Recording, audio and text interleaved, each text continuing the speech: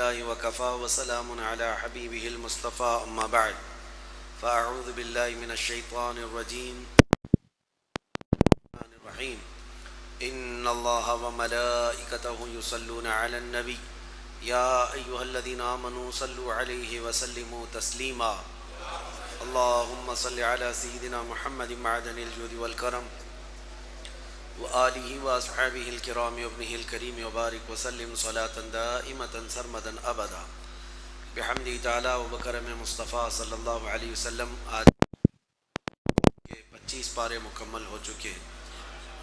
بقیہ 5 پاروں کی تلاوت اللہ تعالی ہمارے لیے آسان فرمائے اور آپ سب کو صحیح تجوید سے سننے اور پڑھنے ہمیں توفیق عطا فرمائے.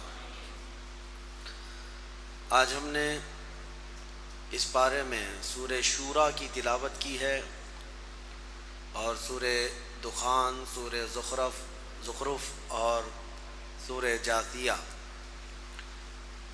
اب جیسے جیسے آگے پارے بڑھتے جاتے ہیں سورتوں کی مقدار بھی چھوٹی ہوتی چلی جاتی، یعنی سورے چھوٹے ہو جاتے ہیں. شورا کا مطلب ہوتا ہے، جیسے کہ آپ کو نام سے ہی پتہ چلتا ہوگا کہ مشورہ کرنے والی جو جماعت ہوتی ہے اس کو شورا کہتے ہیں.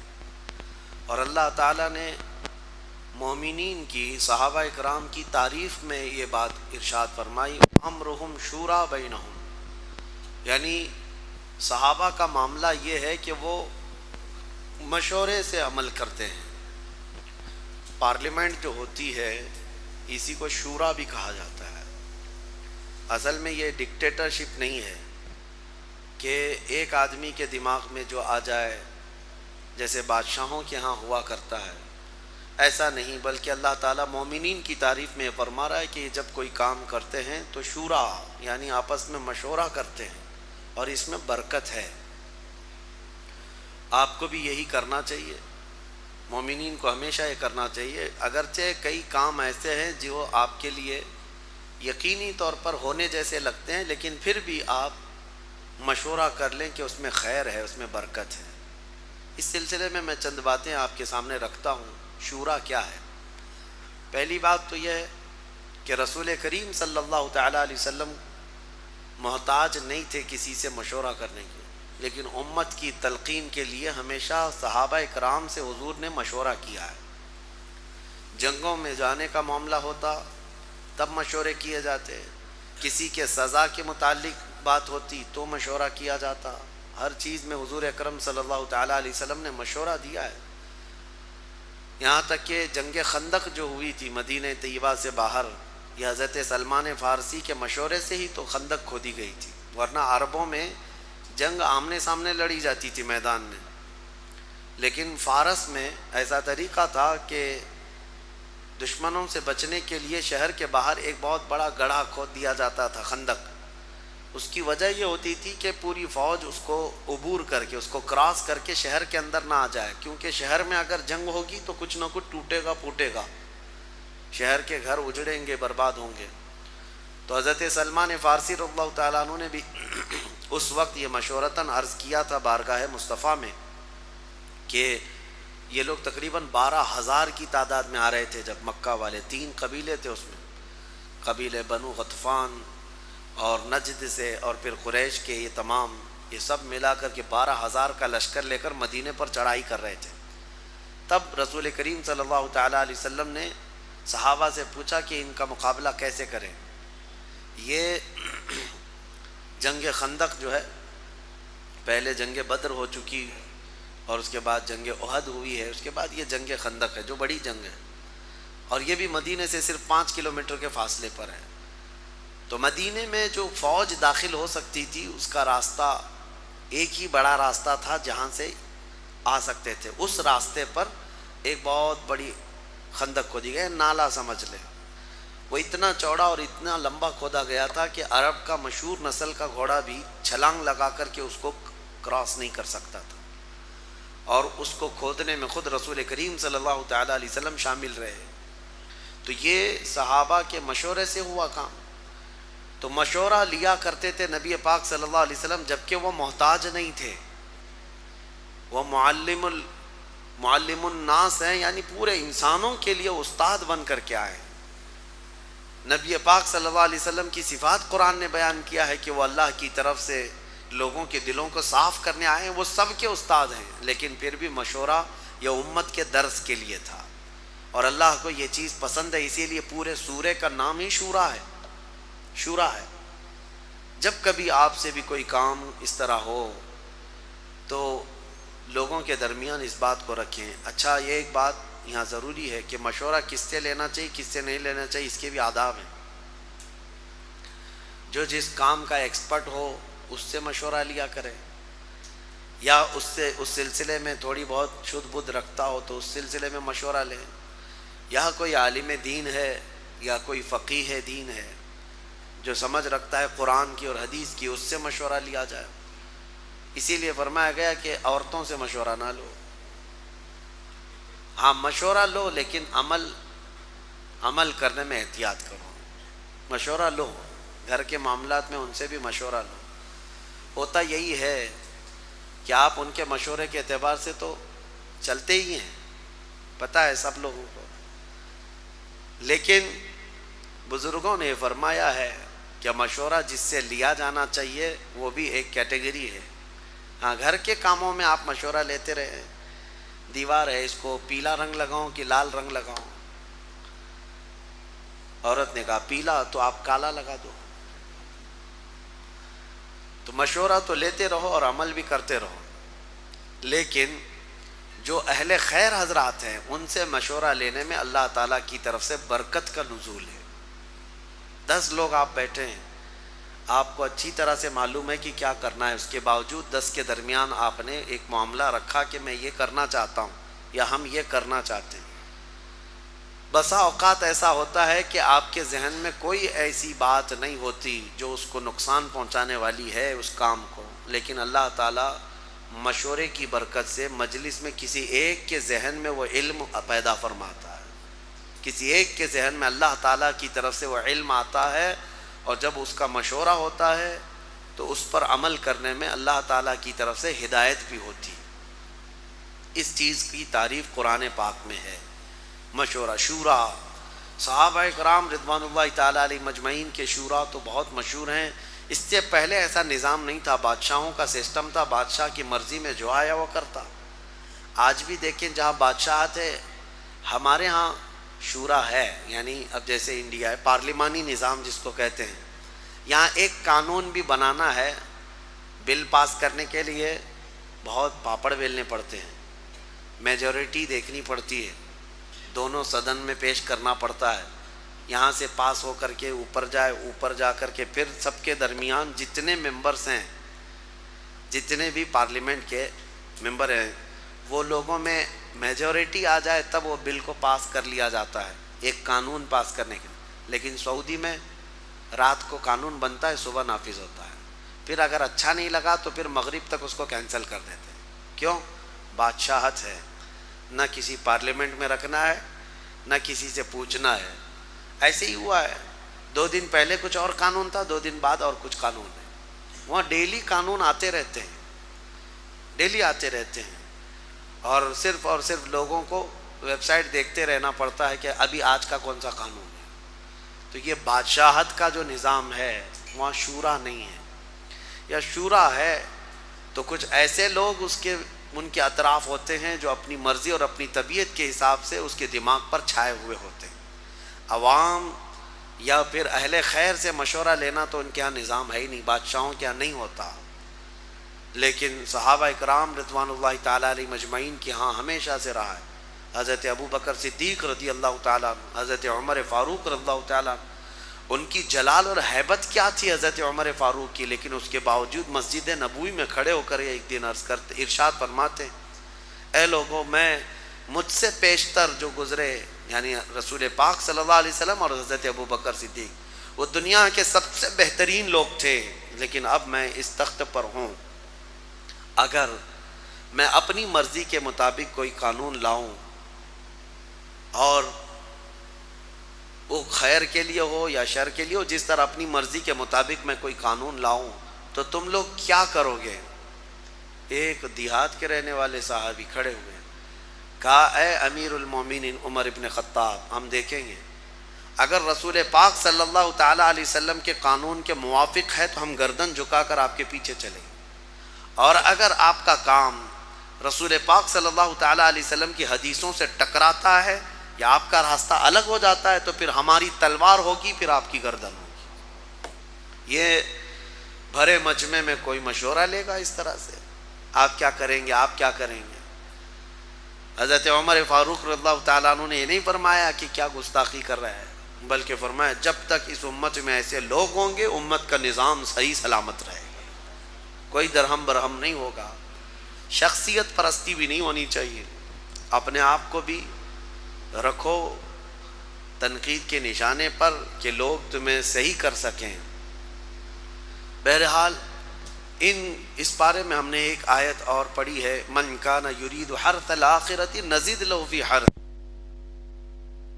آخرت کی کھیتی چاہتا ہے ہم اس کو، من کان یرید حرث الدنیا نؤتیہ منہا، جو ہم سے دنیا کی کھیتی چاہتا ہے ہم اس کو دے دیں گے، ومن کان یرید حرث الآخرۃ نزد لہ فی حرثہ، اور جو ہم سے آخرت کی کھیتی مانگتا ہے ہم اس کی کھیتی میں بہت اضافہ کر کے دیں گے، دنیا بھی دیں گے اور آخرت بھی دیں گے۔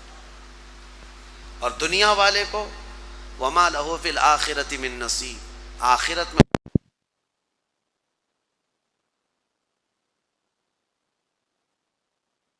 اللہ مجھے دنیا میں فلاں چیز دے دے، فلاں چیز دے دے، فلاں چیز دے دے، اللہ فرماتا ہے دے دیا جائے گا تمہیں، جیسے مانگتے ہی رہتے ہیں نا میرے عزیزو، اسی لیے کہتے ہیں نا خالی دنیا مت مانگو۔ دنیا کیا ہے؟ یہ سب مانگنا کہ میرا بزنس، میری تجارت، میری جائیداد، میری پراپرٹی، میری زمین، میرا فلاں یہ بڑھتا جائے بڑھتا جائے، یہ دنیا ہی تو مانگ رہے ہو آپ۔ اور اللہ فرماتا ہے جس نے ہم سے آخرت مانگی ہم اس کو دنیا بھی دیں گے اور آخرت بھی دیں گے۔ اسی لیے دوسرے پارے میں اللہ نے فرمایا فَمِنْهُمْ مَنْ يَقُولُ رَبَّنَا آتِنَا فِي الدُّنْيَا وَمَا لَهُ فِي الْآخِرَةِ مِنْ خَلَاقٍ، جنہوں نے یہ کہا نا ربنا آتنا فی الدنیا، اے ہمارے رب دنیا میں ہمیں کچھ دے دے، اللہ فرماتا ہے دے دیا جائے گا، وما لہ فی الآخرۃ من نصیب، اور آخرت میں ان کا کوئی حصہ نہیں ہوگا، من خلاق، آخرت میں کوئی ان کا حصہ نہیں ہوگا۔ ومنہم من یقول ربنا آتنا فی الدنیا حسنہ وفی الآخرۃ حسنہ وقنا عذاب النار اولئک لہم نصیب مما کسبوا، اللہ فرماتا ہے اور جنہوں نے کہا اے ہمارے رب ہمیں دنیا میں بھی اچھائیاں دے دے اور آخرت میں بھی اچھائیاں دے دے، رب فرماتا ہے، اور جنہوں نے یہ کہا اے اللہ ہم کو عذاب دوزخ سے بچا لے، رب فرماتا ہے یہ وہی لوگ ہیں جنہوں نے حقیقت میں حصہ حاصل کر لیا، آخرت بھی مانگ لیا، دنیا بھی مانگ لیا۔ دعا میں ہمیشہ یہی کیا کرو کہ اے اللہ ہماری آخرت اچھی کر، یہاں مانگ کر کے کتنا لے لو گے، کتنا لے لو گے، کتنے دن تک؟ چلو آج آپ نے صحت مانگی، اے اللہ مجھے صحت عطا کر، طبیعت اچھی رکھ، اچھی بات ہے، لیکن کتنے دن تک رہو گے؟ 80 سال، 100 سال؟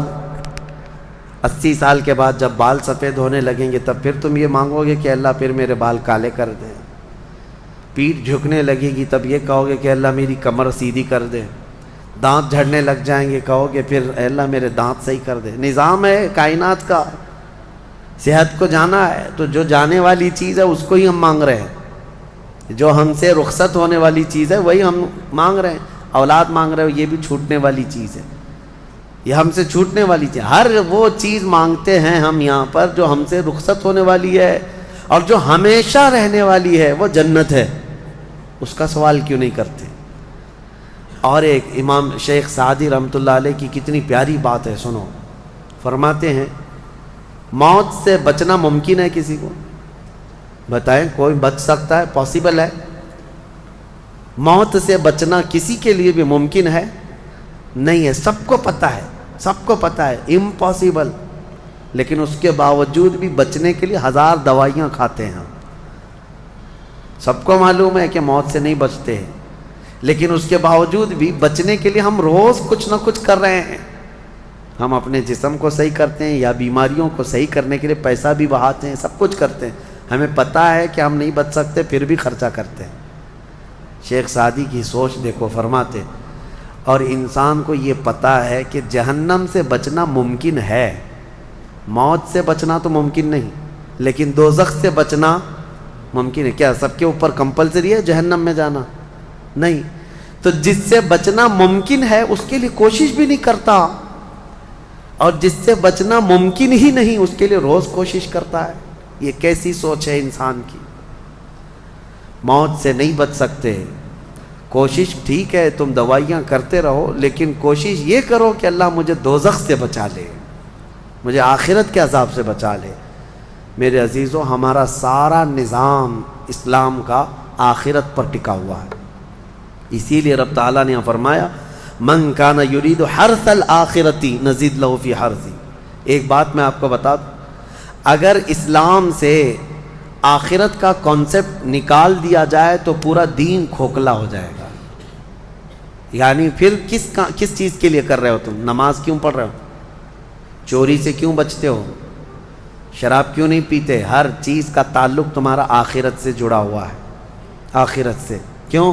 حساب ہوگا، پوچھا جائے گا، میری نمازیں بھی پوچھی جائیں گی، روزے بھی پوچھے جائیں گے، ہر چیز آخرت کے خوف سے ہم دنیا میں عمل کر رہے ہیں، اور اگر آخرت کا کانسیپٹ ختم ہو گیا تو وہی درندوں کی طرح سے ناچتے گھومتے رہیں گے۔ جیسے دوسری قوموں کو دیکھ رہے ہیں، ان کے ہاں کوئی تصور ہی نہیں آخرت کا، ان کا تو یہ ہے کہ اچھے کام کرو گے تو دوسرے جنم میں اچھا بن کے پیدا ہو جاؤ گے، برے کام کرو گے تو دوسرے جنم میں کتا بلی بن کے پیدا ہو جاؤ گے، بس اتنا ہی ہے، اس سے زیادہ نہیں ہے۔ پھر بھی کچھ لوگوں کے ہاں ہے سورگ اور نرگ کا، لیکن وہ بھی اتنا یقینی نہیں ہے، اتنا یقینی نہیں ہے جتنا تمہارے لیے ذہن میں یقینی جنت اور دوزخ کا تصور ہے، یہ دوسروں کے ہاں نہیں ہے۔ اسی لیے میرے عزیزو، آخرت کے تصور کو اتنا مضبوط بٹھاؤ، اتنا مضبوط بٹھاؤ۔ مجھے ایک بات یاد آتی ہے کہ ہمارے ایک بزرگ تھے، میرے بڑے دادا، اللہ ان کی تربت پر رحم فرمائے، پورے علاقے میں لوگ اس بات کے شاہد ہیں، جب بھی کوئی کچھ غلط کام کرتا یا چھوٹی بہت بھی چیز ہلکی نظر آتی ان کو، تو ڈانٹنے کے لیے سب سے پہلا جو جملہ وہ کہتے تھے وہ یہی کہتے تھے، کیا تجھے آخرت کا خوف نہیں ہے؟ آخرت سے نہیں ڈرتا؟ یہ ایک جملہ اکثر ہر کام پر، نماز کے سلسلے میں ہو یا کسی کو کہیں پر گپے لگاتے بیٹھے ہوئے دیکھتے تو یہ کہتے آخرت کا ڈر نہیں ہے۔ یہ ان بزرگوں کا شیوا رہا ہے، اولیاء اکرام کا طرہ امتیاز رہا ہے کہ وہ اپنے سارے اعمال آخرت کے خوف پر رکھے ہوئے ہیں۔ حضرت حاتم اعصم رضی اللہ تعالیٰ عنہ ایک بڑے پائے کے بزرگ ہیں، فرماتے ہیں نماز جب پڑھتے تھے تو کہتے میرا تصور یہی ہوتا ہے، میرا تصور یہی ہوتا ہے کہ موت میرے گردن کے پیچھے، ملک الموت یہی ہے، یہ سوچتا ہوں کہ اب آخری نماز ہے، میری آخری نماز ہے، اور دونوں طرف میرے جہنم کے گڑھے ہیں، ادھر بھی ادھر بھی، میں اگر تھوڑا سا بھی ہل جاؤں تو ہو سکتا ہے ادھر کے گڑھے میں یا ادھر کے گڑھے میں، اور پیچھے ملک الموت ہے اور سامنے رضائے الہی ہے اور جنت ہے، میں بڑھنے کی کوشش کر رہا ہوں۔ اس تصور کے ساتھ وہ نماز پڑھتے تھے، اس تصور کے ساتھ، اور سجدے میں جاتے تو یہ کہتے کہ میرا آخری سجدہ ہوگا، ملک الموت پیچھے ہی کھڑا ہے میری گردن کے پاس، اور اگر میں تھوڑا بہت ہل گیا تو ادھر بھی دوزخ ہے، ادھر بھی دوزخ ہے، سامنے کی طرف مجھے پورا تصور جمانا ہے، رضائے الہی ہے اور جنت میری یہاں ہے۔ تو ان کے سارے تصورات ہر کام میں آخرت پر ڈیپینڈ تھے۔ میرے عزیزو، آج لوگوں میں جو بد عملی آئی ہے اس کی ایک بڑی وجہ یہی ہے، ہمارے بچوں میں اور نوجوانوں میں آخرت کا ڈر کم ہو گیا، ڈر کم ہو گیا۔ یہ جتنے بھیانک گناہوں میں آج ملوث ہیں، ان کو ڈر نہیں ہے، ان کو خوف نہیں ہے۔ میں ایک بات بتاتا ہوں، پچھلے زمانے کی ایک بات ہے کہ ایک پرہیزگار شخص تھے، متقی تھے بنی اسرائیل میں، ایک خاتون جو فحش کاموں میں ملوث رہتی تھی، طوائف تھی یا جیسی بھی، وہ آئی اس عابد کے پاس، یہ پرہیزگار شخص تھا۔ یہ جب آئی تو کہا کہ رات گزارنے کے لیے میرے پاس کوئی ٹھکانہ نہیں ہے، باہر ٹھنڈی اور بارش ہے، مجھے تھوڑی سی جگہ دے دو۔ اس عابد نے رحم کھا کر اپنے گھر میں عورتوں کے رونے پر کبھی شیطان داخل ہو جاتا ہے، مدد کے لیے عورت رونا دھونا جب کرتی ہے تو اچھے اچھوں کا ایمان ختم ہو جاتا ہے۔ وہ عورت رونے لگی کہ میرا کچھ کوئی سہارا نہیں، بارش میں بھیگ جاؤں گی، میں تڑپ تڑپ کے ختم ہو جاؤں گی۔ اس عابد شب زندہ دار اس نے اپنے خانقاہ میں جگہ دی تھی۔ جب رات ہو گئی تو وہ عورت آئی اس کے سامنے آئی اور عریانیت کے ساتھ عجیب و غریب حرکتیں کر کے اس کو گناہ پر ابھارنے لگی۔ وہ عابد تنہا تھا، وہ قریب آیا، اس کے بعد پوچھا کیا چاہتی ہے؟ کہا چل کوئی نہیں ہے رات میں، کوئی نہیں ہے، ہم لوگ اپنے جسموں کی سکون حاصل کر لیں۔ اس عابد نے کہا کہ ٹھیک ہے، میں اس سے پہلے تھوڑی دیر میں بھی آتا ہوں، خواہش ہے تیرے ساتھ آ جاتا ہوں، سوتا ہوں، لیکن اس سے پہلے میں دیکھتا ہوں۔ اس نے کیا کیا، گھر میں جو چراغ جل رہا تھا، بہت اس وقت مشعل جلائے جاتے تھے، کرنٹ تو نہیں، لائٹ نہیں، مشعل جو جلائے جاتے تھے، اس نے وہ مشعل کو قریب کیا، پہلے اس میں اپنی انگلی لگایا تو چمڑی جل گئی، ہاتھ جھٹکنے لگا۔ وہ خاتون تیار کھڑی تھی، پوچھنے لگی کہ کیا کر رہا ہے؟ کہا رک جا، دیکھ رہا ہوں۔ تھوڑی دیر کے بعد دوسری انگلی آگ میں لگایا، چمڑی جل گئی۔ پھر اس کے بعد وہ اسی طرح جلاتا رہا انگلی کو۔ اس خاتون نے پوچھا کہ کیا کر رہے ہو تم؟ اس عابد نے کہا میں دیکھ رہا ہوں، اس آگ کو میں برداشت کر سکتا ہوں تو پھر ٹھیک ہے، میں یہاں مزے بھی کر لوں گا، اس لیے کہ جہنم کی آگ اس سے 70 گنا زیادہ تیز ہے، میں نے سنا ہے۔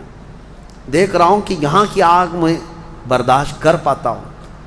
2 انگلیاں سامنے کیا، 3 انگلیاں کیا، 4 انگلیاں جب مشعل میں لگایا تو پورا چمڑا جل کر کے صرف انگلیوں کی ہڈیاں کالی ہو کر رہ گئی، ہاتھ پورا چمڑا لٹک گیا، پورا ختم ہو گیا، ہاتھ پورا جلا رہ گیا۔ وہ عورت چیخ مارنے لگ گئی کہ کیا کر رہا ہے، چمڑے کے جلنے کی بو آنے لگ گئی۔ اسی اثنا میں وہ عورت چیخ مار کر کے باہر نکلتی ہے کہ بچاؤ مجھے، بچاؤ، یہ پاگل ہو گیا، پاگل ہو گیا۔ بادشاہ کی پولیس وہاں سے گزر رہی تھی، آئی اور اس نے پوچھا کہ کیا ہوا ہے؟ کہا کہ اس عابد نے میری عزت پر حملہ کر دیا۔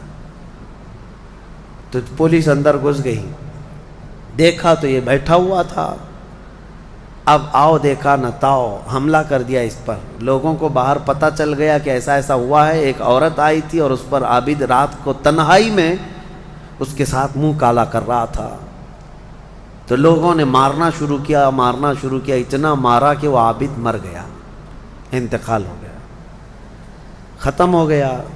اب مسئلہ یہ ہے کہ اب لوگوں میں یہ بات پھیل گئی کہ اتنے سالوں جس کو ہم نے عبادت میں دیکھا تھا، وہ ایک عورت کے چکر میں آخری وقت بہک گیا اور منہ کالا کر لیا۔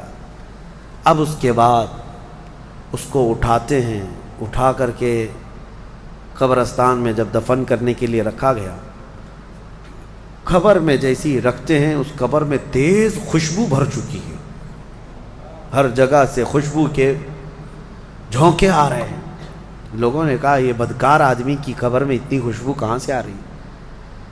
اس کو دفن کر دیا اور یہ بات مشہور ہونے لگ گئی۔ بادشاہ خود بھی آیا، پوچھا یہ کیا مسئلہ کیا ہے؟ تو لوگوں کو جب یہ بات سمجھ میں نہیں آئی تو علماء کو بلایا گیا اور پوچھا گیا کہ کیا مسئلہ ہے؟ کہا گیا کہ یہ بدکار نہیں ہو سکتا، یہ اللہ کی رضا میں انتقال کیا ہے۔ اس خاتون کو پکڑ کر لایا گیا، پوچھا گیا کہ کیا کیا معاملہ ہوا تھا، سچ بتا۔ اس عورت نے بتایا کہ اس کا کوئی مسئلہ نہیں تھا، یہ ڈرتا رہا اللہ سے اور آخرت سے ڈرتا رہا، اور رات میں یہ بیٹھ کر کے اپنی انگلیاں جلا لیا تھا، اور یہ کہتا تھا کہ میں دیکھتا ہوں دنیا کی آگ سے میں برداشت کر پاتا ہوں تو ٹھیک ہے میں تیرے ساتھ مزہ کروں گا، نہیں تو پھر آخرت کا عذاب اس سے بھی بڑا سخت ہے۔ وہ یہ کہتا رہا اور میں بھاگ کر گئی، اتنے میں لوگ آئے اور اس کو مار دیے۔ بادشاہ نے پوچھا کہ دیکھو اس کو پھر سے نکالو، نکالا گیا۔